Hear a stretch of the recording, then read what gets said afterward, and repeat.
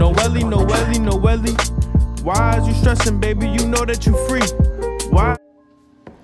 Yo, what's good here? It's your main man Swole T, and I'm hitting you with another video. And this one's a little bit more fun, a little bit more important to talk about, and that is your New Year's resolutions and why they typically don't work. And there are two main factors that kind of go into New Year's resolutions and why they don't really work for people. There's more, but these are the two that kind of define them.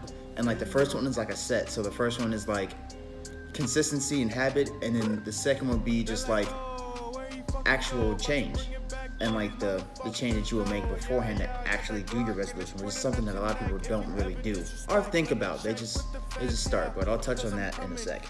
So when it comes to habit and consistency, typically when you have a New Year's resolution, it's because it's something that you are currently doing that you now want to change and make better or turn into something different.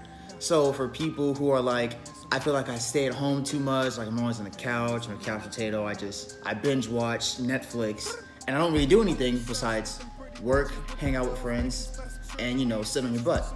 So you want to change out that habit and you want to make it for a new habit, but you want that new habit to be something that is more productive. So if you're always sitting and not really doing anything, maybe you hang outside now, you call a couple of your friends over, and you guys, instead of just talking, playing video games, which is nothing wrong with video games, playing video games, instead you're talking, you're sitting outside, maybe you guys there's nothing wrong with reading books in groups. I don't know why people feel very anti-Semitic about book clubs. Book clubs are fun. They're not as boring as you think they are. You can sit outside and still read the same book. You guys can take breaks, you can conversate.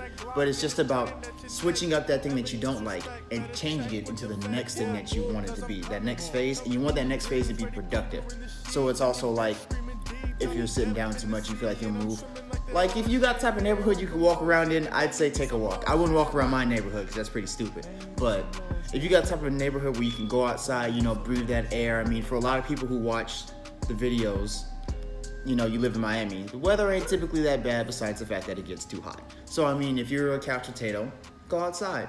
If you feel like you're not doing enough, read a book. Those are just plain examples, but you see the transition. You see how it goes from you doing that one thing to you still doing that thing, but you just change out how it impacts you. So that way it builds on your progress in life. And then secondly will be consistency. So consistency is just that, it's a big part of New Year's resolutions, but it's not something that really stays with people as the year goes on. The best example you can get, obviously, is the gym. New Year starts, everyone wants to get fit, everybody wants to look good. So you got the normal gym monkey heads like me in there, dreading the next day after the 1st of January because the gym's gonna be twice as packed as it usually is. And you're not gonna really wanna be in there because you got some dude barring up on the fucking bench rack, and you got some other people hogging up all the other equipment. You got a bunch of group of people kind of doing a little cycle, not really moving. It's frustrating. But you notice after about 2 weeks, half those people are gone. So it's really about building a habit, building consistency on that habit. Habit and consistency literally go together with everything. It's just about how you use it and how you transform it into something that can be a little bit more positive towards you. So with those two touched, you got consistency and habit for the first one. And then the second one will be the actual change you make before you even start your New Year's resolution. And it's not really something that people think about, but the best example I can again give you is people who want to start eating more healthy, or people who want to start going to the gym and things like that.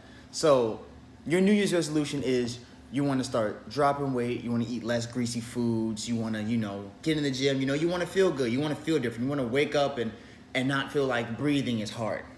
So you start doing that, but it doesn't work for some reason. You're not really dropping weight quickly, or not dropping weight at all. You still feel sluggish, you still feel slow.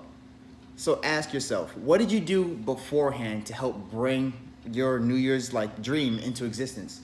Did you change up what you eat? Did you change up the way you grocery shop? Did you already have your groceries pre-picked out so that way you could come home from work and not have the big habit of eating a bag of potato chips, or going and eating a brownie, or eating whatever is in your fridge that's kind of your junk out food when you get off work, or when it's late, or when you're mid-afternoon and you have the day off and you're not really going to be leaving the house. You have to be doing things to set yourself up for success. You just can't speak success into existence, because You can, but it's just not gonna work out very well because you're not doing any of the things you need to do to get there. That's like trying to just jump all the way to the top of a ladder. You have to climb the steps to a ladder to get to the top. There's no way you're gonna skip 5 steps and just hop on it. You can try, but you're gonna fail. And you're gonna fail every single time. So these 2 like steps that I'm pointing out are typically for people who have had the same New Year's resolution more than once, and for people who are just starting out and don't really know like how to tackle their big New Year's resolution because this is their first real big one. You know, you joke around every year about, I'm gonna stop doing this, I'm gonna stop doing that, but you're not really serious about it because you're just playing along to New Year's. But this year you have a serious New Year's goal, and I feel like those are the 2 steps I could give you to help you be a little bit more successful with it. So you guys let me know what you think. Let me know what you want to hear about it. My personal representation on New Year's is that it's kind of crappy, but I feel like people could just already be doing these things. Like waiting for a specific time of year is the perfect procrastination, and it's the perfect way to set yourself up for more procrastination the next year. So I think that's just something to keep in mind. I hope everybody enjoys the rest of the day. I hope you guys enjoyed the video. I hope you learned something from it, or you at least grasped something to take out of it, and I will hit you next time.